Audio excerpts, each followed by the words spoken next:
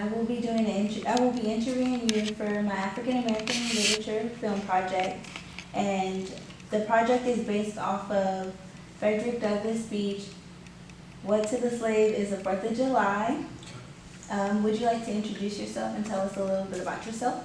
So my name is Jared Brackenridge. I am a senior at Houston-Tillis University in Austin, Texas. I am the former president of the NAACP here at Houston-Tillis, and a very well community engaged type of person.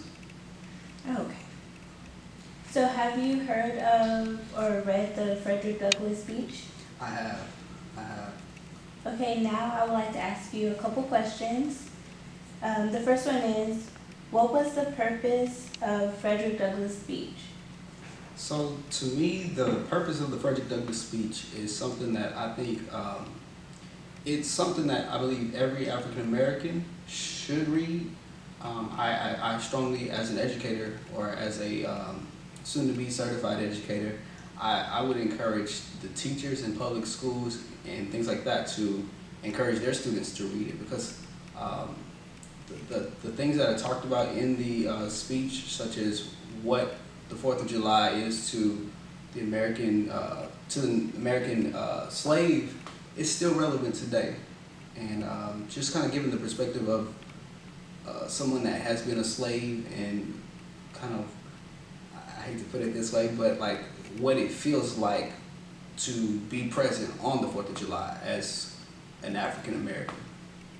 Okay, thank you for that. And the next question is, what does the Frederick Douglass speech mean to you? To me, I guess the speech, to me, it means a lot, because I struggle, here we are in the year 2019, to just be able to be an African American in our country. I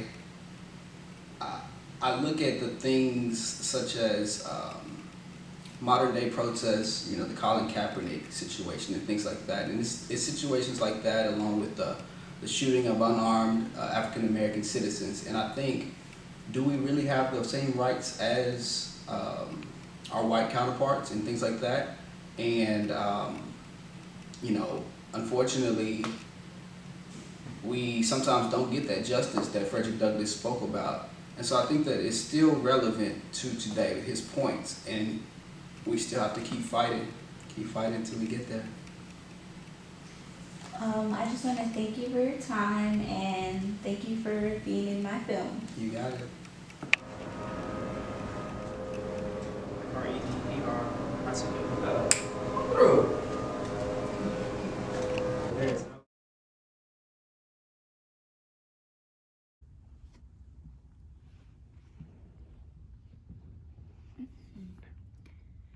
The Emancipation Proclamation declared all slaves in Confederate territory free. This did not free many slaves, because they landed under the Confederate control. So the Union had trouble freeing them. The plantations were usually located far away from the Union. This law also said that northern slaves were not free. Lincoln did not want to free all slaves because he thought he didn't have the constitutional power to do so. This weakened the South and made the Civil War into a war of liberation. About 3.1 million slaves were affected by the Emancipation Proclamation.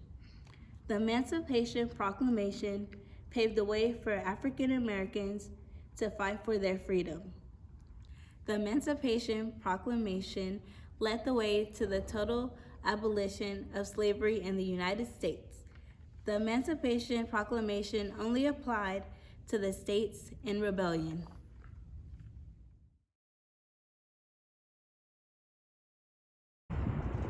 Hello, I am Demetria Brown, and today I'll be doing the book review on The Blood of Emmett Till, written by Timothy B. Tyson. Emmett Till died on August 28, 1955, at the age of 14. In the book, it talks about the way that Emmett died. It talks about how he was beaten, dragged, and how he was shot.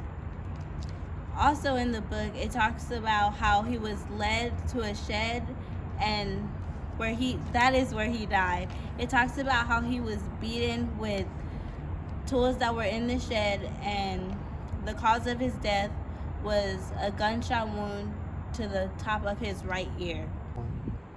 My thoughts on the book was that it all could have been prevented only if Carolyn Bryant told the truth. And also, it's a shame that 50 years had to pass by for the truth to finally come out. It's just terrible how this happened to Emmett, and I give his mom a lot of praise because in the casket, she showed what he actually looked like and what happened to him, and that's just astonishing, honestly.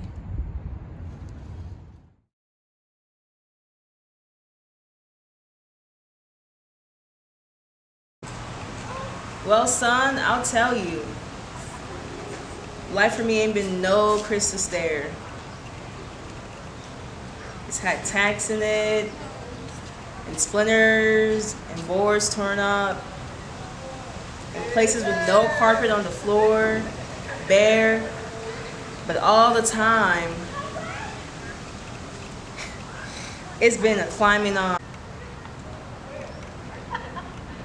Well, son, I'll tell you. Life for me ain't been no crystal stair. It's had and reaching landings, and turning corners, and sometimes going in the dark where there ain't been no light. So boy, don't you turn your back. Don't you sit down on the steps, 'cause you finds it's kind of hard. Don't you fall now, for it's still going, honey. It's still climbing. And life for me ain't been no crystal stair.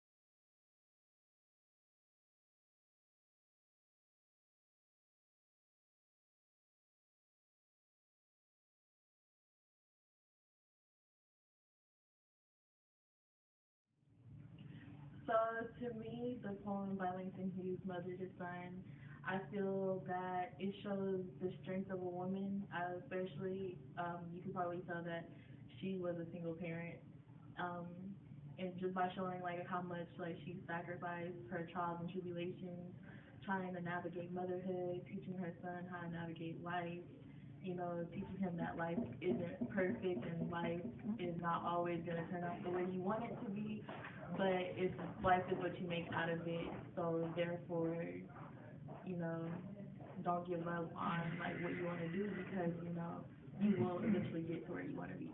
Okay, what I think about this poem is um, it's really it's very relative to the Black culture, and what that means is if life has been no crystal stair, that means there have been no easy way of going through life. There has been, like a lot of trials and tribulations, but they kept going because you can't stop. Even though it hasn't been easy, even though it's been hard, you can't stop because if you stop, then nothing good ever happens to it.